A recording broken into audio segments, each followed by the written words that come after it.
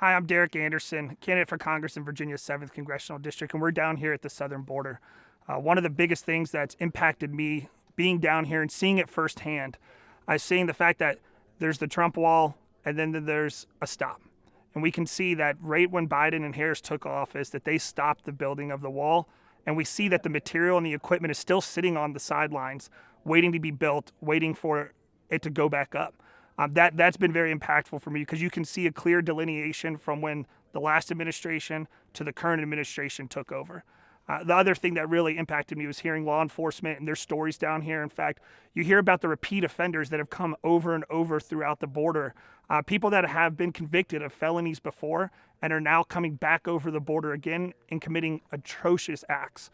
In fact, one of the stories that really impacted me was hearing about the 63-year-old woman who was assaulted and killed and murdered in one of the areas just outside of the border by an individual who literally was convicted twice of a felony. It impacts not only the people here in the border, but the people across the entire United States, especially in the 7th Congressional District, where we had 2 illegal immigrants posing as Amazon drivers try to breach the front gate of Marine Corps Base Quantico in my home district. Yeah, seeing what's going on here firsthand, it's easy to be back in Virginia. And a lot of people even criticize people in Virginia saying that, why is the border such a problem? You live in Virginia. Well, we're seeing people in Virginia right now. In fact, 5 people a day are overdosing on fentanyl in the Commonwealth of Virginia. That impacts our entire state and impacts people in the 7th Congressional District. We see the fact that 2 illegal immigrants of Jordanian descent posing as Amazon drivers tried to breach the front gate of Marine Corps Base Quantico. So that is real. We're seeing MS-13, we're seeing gang violence, we're seeing a variety of things that are impacting us in our district, whether it's crime, whether it's public safety, or whether it's national security. It's impacting us in the 7th Congressional District in Virginia, and we've got to stop it immediately. Well, it's going to take strong and common sense leadership. Look, just looking at the wall, being down here and seeing it in person, you can literally see the delineation from when the Biden-Harris administration took over. One of the stories that also impacted me was the fact that we had an individual that came across the border who had been convicted twice of a felony. In fact, he assaulted the woman and she was left dead. These are the kind of stories that we're hearing every single day. And in the last 2 days, what we've heard from local law enforcement. And it's impactful. It's not only impactful for the people here along the border, but we're seeing these type of same activities, these same criminal activities happening in Virginia, in the Commonwealth, and in the 7th Congressional District. Yeah, Joe Tayrab, running for U.S. Congress in Minnesota's 2nd Congressional District. The biggest takeaway for me is how the cartels don't care about humanity or human dignity.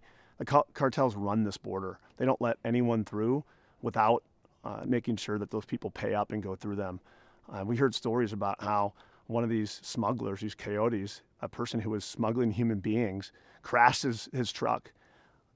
These people who was human trafficking fell out of the truck injured. He didn't care about them. He just let them die in the desert. So the cartel doesn't care about those people. Another big takeaway for me is the fact that we have a cartel that is a sophisticated military operation. They have observation points. We call those in the military OPs. And they're doing lookout, making sure that Border Patrol isn't getting in their way for trafficking humans and trafficking fentanyl. And for me, that's a big deal. I was a state prosecutor and a federal prosecutor back home in Minnesota, where fentanyl is killing everyday people, everyday Americans. It's killing 2 737 full of Americans every day, and we're letting that stuff through our border. So honestly, it angers me that we have these common sense, easy solutions that we can get something done on the border. We can actually secure the border. We can actually give more resources to Border Patrol agents. Another massive takeaway for me is the fact that we have state law enforcement. They're doing their best. They're working hard. And I've worked a lot with state law enforcement up in Minnesota in my job as a prosecutor. But these folks are overwhelmed by the amount of sophistication and the amount of people coming through the border. This is the federal government's job, and we're letting them down. And so we need to make sure that we're supporting the effort to actually secure the border. Well, it's definitely new leadership. We need a change in leadership because right now, with the Biden-Harris agenda, they haven't cared about the border, or at least they only care when it seems like the political winds are changing and it's starting to affect them. We need to make sure that we're changing leadership to say, hey, look, we care about the border. We care about the people in towns here in Arizona, but we care about everywhere. In Minnesota, every town is a border town. We're having migrants coming to every town in our country, including Minnesota. We have fentanyl that's coming into every town in Minnesota. And we deeply care about that because I was talking to a waitress in my district a couple months ago who told me that 12 people in her life, family, friends, have died from fentanyl overdoses. That stuff isn't just stuff, it's poison. And they're actively poisoning Americans, and we need to stop it in its tracks here at the border. Hi, I'm Ryan McKenzie, candidate for U.S. Congress in Pennsylvania's 7th Congressional District. So last night when we were out with sheriff's deputies in the local community, we saw the chaos that is coming across our southern border. We saw individuals who were smuggling drugs and individuals human trafficking across our borders and right into our community. And that leads to all kinds of chaos on the streets, and they doesn't stop here. This is only a transit point. So it is that they pass through this community and then they stay in our community back in Pennsylvania. And we've seen those problems. We've seen unaccompanied minors being sex trafficked and forced into child labor in Pennsylvania. We see adult males causing trouble with crime and taking away jobs of American workers in our local communities, but it all starts right here at the southern border. So we saw that chaos last night, and then what we're seeing today on the border is a difference between policy and actual administrations, what they can actually do and implement at the border. So when President Obama was here, they built an 18-foot wall. When Donald Trump was in office, they built a 30-foot wall. And then when Joe Biden came into office, wall construction totally stopped. And that difference is very important because smugglers and individuals have a much tougher time getting across that 30-foot wall than anything else. And so we talked to a landowner here on the border, and what he told us, though, is that this is only a highway. And what happens here is that people transition and commute through this community, but then they end up staying in our community, and we end up dealing with those ills. So we've seen a rise in child labor and sex trafficking of minors in our local communities. And we've also seen adult males coming into our communities, bringing crime, drugs, and taking away American jobs from American workers. And what we saw today here on the border, though, is the difference between policies and different administrations and what that means to border security. So during the Obama administration, they built an 18-foot wall. During the Trump administration, they built a 30-foot wall, which is much harder to get over. And then during the Biden administration, all construction stopped. And we saw that point right here at the border where the wall totally stops, and there are materials laying on the side of the road that could actually be going towards border security, and they're not being used. It's very clear during the Trump administration, we had that border security. And so policies do make a difference. And during the administration of Donald Trump, with building a 30-foot wall, making sure that we had adequate security, border security, physical security, and also sensors and monitors and cameras, all of those things have to come together to have a secure border. And that's what we need. That's the type of leadership we need, again, in the White House. And Sure. I'm Rob Bresnahan, candidate for Congress in Pennsylvania's 8th Congressional District.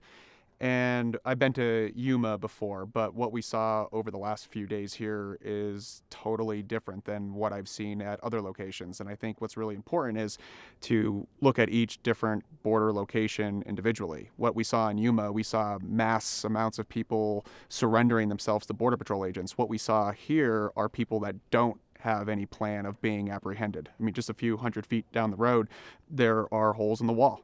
It's for the flood season, but there's barbed wire that's there just to prevent cattle from crossing into the United States.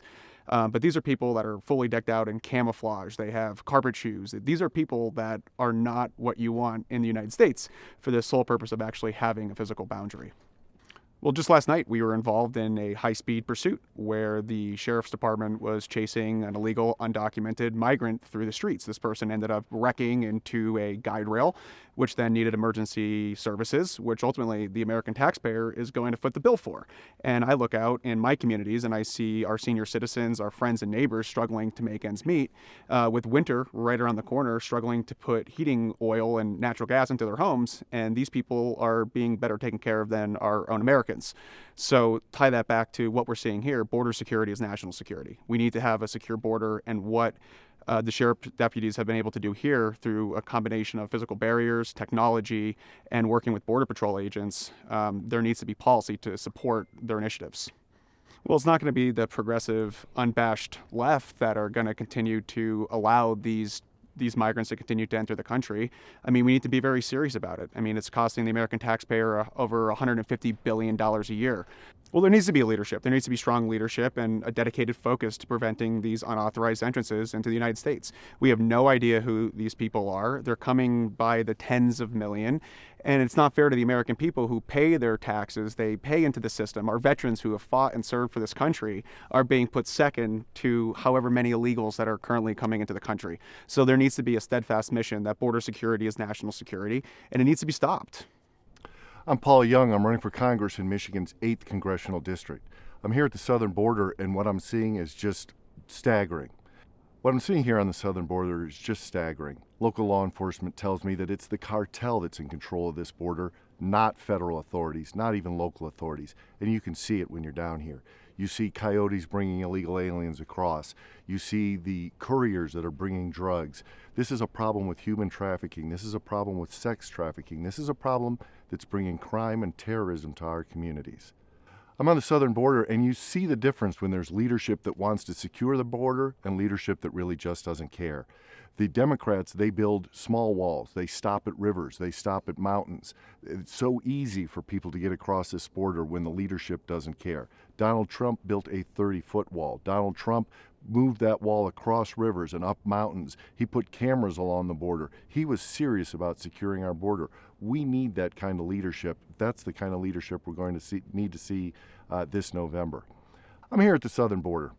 The problems that we face in Michigan from fentanyl, from human trafficking, from cheap foreign labor, these come from this southern border that this government just won't secure.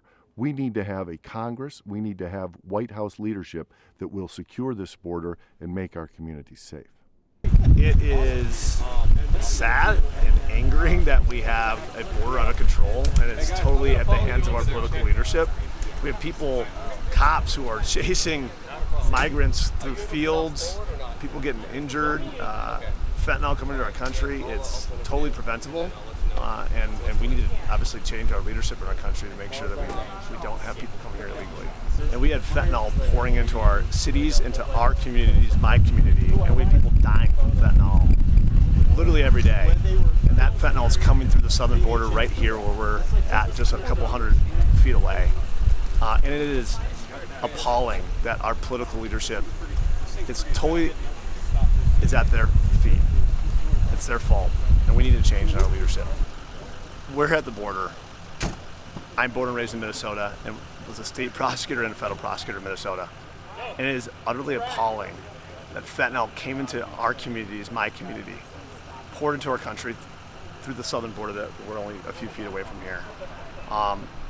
And that's only because we have terrible leadership like Kamala Harris, who didn't want to do anything on the border.